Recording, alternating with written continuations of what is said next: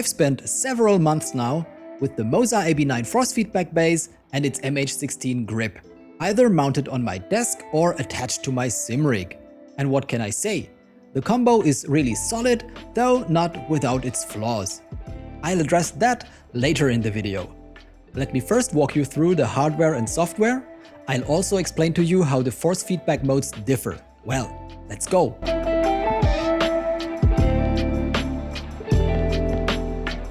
Inside the base's box, we've got some instructions, and tucked away beneath the foam padding is the real star of the show. No, not the brown cardboard box, but the base itself. You'll also find a power cable included, alongside the ever-present USB cable. And yes, inside the ominous cardboard box is the power brick. But let's focus on the main event here. The AB9 base features a hefty aluminum shell, and the Thrustmaster style grip connector is surrounded by a synthetic leather boot. This could be the first weak point, but we'll see how well the material holds up. For now, after a few months of, I'd say, normal use, it still looks as good as new. I couldn't find any information on the motors inside the base. It seems they were purpose-built for MOZA. On the back, you'll spot the rails for the desk mount system, a handful of expansion connectors, the power button, and the USB port. Flip it over and you'll find a series of mounting holes and some rubber anti-slip pads. Overall, the first impression is quite positive. Next up is the desk mount solution. It arrives in a surprisingly small box and is already pre-assembled. The build quality is excellent, no sharp edges or any other annoying issues. It's super sturdy without being clunky. Hats off to that. Inside the small bag, you'll find everything you need to secure the base to the mount. Let's get that done. We just attach these 4 metal brackets, or whatever you want to call them, to the mount. Then we slide it onto the base's rails, and that's it.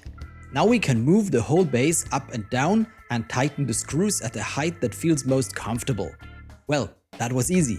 To the desk, I'd say. Go away keyboard. Let's do some so-called cleaning, slide the mount onto the desk and tighten the 2 clamps. USB connection missing. Here it is. It's a USB-B connector, the correct choice in my opinion since it's sturdier than USB-C and a smaller connector wouldn't have any advantages here.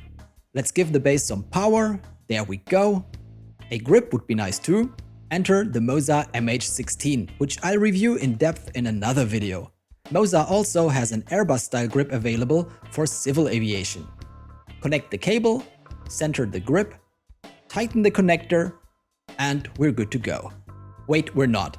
We've also got the, I must say, extremely well engineered twist upgrade for the grip. At least from what I can tell from the outside. That's actually why I installed the base in a lowered position in the first place. We mount it the same way as the grip, and then the grip goes on top. With the twist module installed, the stick sits noticeably higher, making it less comfortable for a desk setup, but still usable. I'd rather recommend it for center-mounted configurations though, or if you have the means to lower your desk. Or you're taller than me. Also make sure your desk isn't on the flimsy side, as the force feedback will give it a serious shake sometimes. Now let's fire up the software. The base gets detected and will then calibrate itself. The interface of MOZA Cockpit is kinda nice and well crafted. On the right you can see the supported games. Just click on them, tell the software where they are located, and you're good to go. DCS and Microsoft Flight Simulator have full telemetry support, for example, while IL-2 doesn't at the moment. The MOZA AB9 has 3 force feedback modes: direct input, telemetry, and integrated. Each of them processes force feedback a little differently. Direct input is the most direct. The sim sends FFB commands straight to the base, and the base does exactly what it's told. No extra processing, just raw force feedback. Telemetry mode, on the other hand, uses data pulled from the sim, like aircraft movement, turbulence, or engine vibrations to generate force effects. This can feel more detailed, but it depends on how much data the sim provides. Finally, integrated mode is a mix of both. It takes the direct input from the sim and adds telemetry-based effects on top. Basically, it's trying to give you the best of both worlds. Which one's the best depends on the sim and what kind of feedback you prefer. Some sims output great telemetry, making telemetry or integrated modes feel more immersive. Others work better with direct input for a snappier, more responsive feel. It really depends on the game.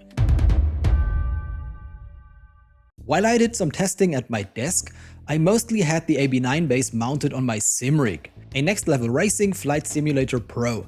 It fits nicely on the center mount. This video isn't sponsored by them, I just think it's a solid rig. If you're interested, there's a discount code in the description down there. After mounting it on the rig, I've locked the twist function, which eliminates axis bleed and significantly improves handling. If you're already dropping $500 on a force feedback base, I'd highly recommend pairing it with a good set of pedals.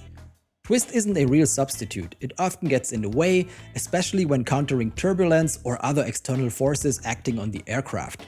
Speaking of which, the force feedback effects are properly implemented. The DCS Tomcat vibrates, creaks and cranks as the afterburner engages fully on takeoff, and of course while you pull it into hard turns and steep climbs. Stalls get way more predictable, not only in DCS but also in MSFS. In the Kodiak you can feel the smooth motion of the turbine and the prop wash on the elevators. Everything just works well out of the box.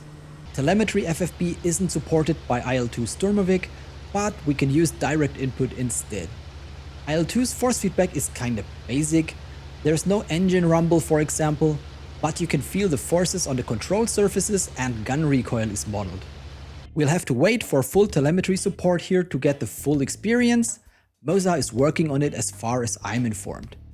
Flying with the AB9 is an awesome experience. The force feedback peaks at 12 Nm with a sustained torque of 9 Nm. That's enough to properly simulate the intended effects without being so strong that it rips the grip out of your hands.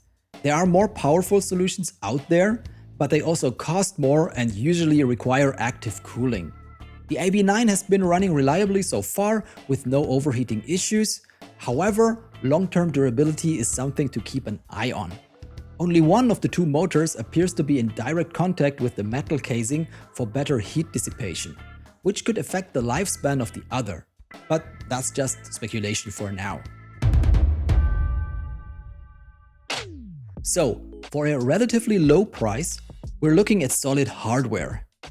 Unfortunately, the software side introduces some unnecessary drama. I'll show you various forum and Reddit posts here, pause if you want, including some from Walmis, who accuse MOZA of illegally copying their code. The interesting part is that the code is already openly available under a GPL license. According to Walmis, MOZA simply would have needed to publish their modifications and everything would have been fine. That's where things get complicated and hard to judge. For us consumers, disputes like this, regardless of who's in the right, which I can't determine since I'm not an expert, only create uncertainty. It's unclear whether local distribution bans might come into play, which could also make it difficult to get replacement parts down the line, for example. Avoiding actions like this would benefit everyone in the long run. Manufacturers, consumers, and I wouldn't have to include a drama segment in my videos. That said, let's take a look at the software. The UI is intuitive and doesn't look like something straight out of the 90s. Propeller aircraft, jets and helicopters can all be configured independently. There are plenty of settings for weapon effects, stall behavior, control surfaces, speed brakes, wind effects, and more. Most of them work well, while others could use some fine-tuning. I ran into some issues with the dampers out of the box. If the spring simulation isn't enabled, they only seem to work properly on one side of the Y-axis. But that's something a software update could easily fix. Axis travel limiting is functional, though this is where stronger motors would help, as they'd make the end stops more distinct. But that would come at the cost of a larger base and increased cooling requirements. The base also gets detected twice as MOZA AB9 base, which confuses and crashes the USB game controller's system app. Force feedback, more than other input devices, is a combination of software and hardware. While the hardware doesn't have many issues, the software still needs some work in my opinion. But it's okay as it is right now. From a convenience perspective, the AB9 base is definitely among the best. Setup is straightforward with minimal assembly required. The extra ports on the base will likely come in handy for MOZA's upcoming gear like the pedal set and the throttle unit, both of which look quite promising. Check out my review of the MOZA MH16 grip here. It's definitely an option, especially since it's Thrustmaster compatible and, spoiler alert, undeniably better than their own Warthog grip. See you there!